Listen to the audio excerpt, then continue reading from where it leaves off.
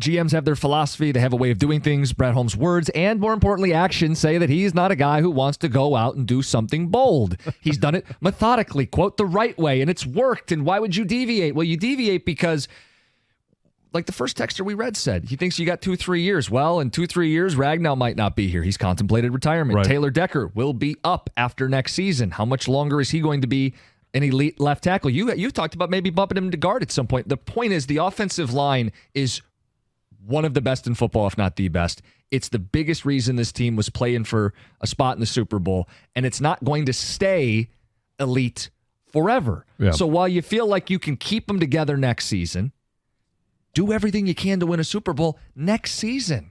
Don't leave any cap space in question and feel like you're playing with one less playmaker than the guy across from you. You have to keep up with the best teams in the NFL. Stealing Chris Jones from the Chiefs was one of the biggest swings you could make to go from Super Bowl contender to Super Bowl winner.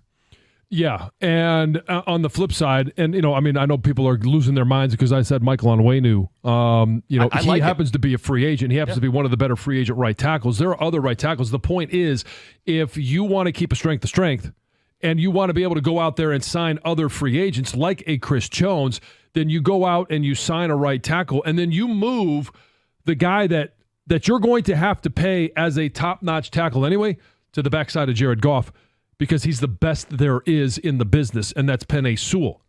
And then you bump down Decker, and you've created this offensive line that is still a strength, can continue to be a strength, and then you draft. You have Kobe Sorsdahl. Do I want him starting next year? Probably not, but I'm okay with him being a backup. Continue to develop him. You draft somebody. Continue to develop them so that when Taylor Decker, because he's not a spring chicken, when he does become too old to play on your offensive line, you have guys to step in.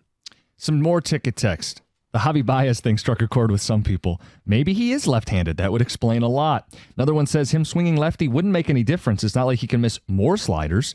Abe in Southfield. And then a ticket texter, I'll have to fact check this, from Wikipedia, Javi Baez is left-hand dominant.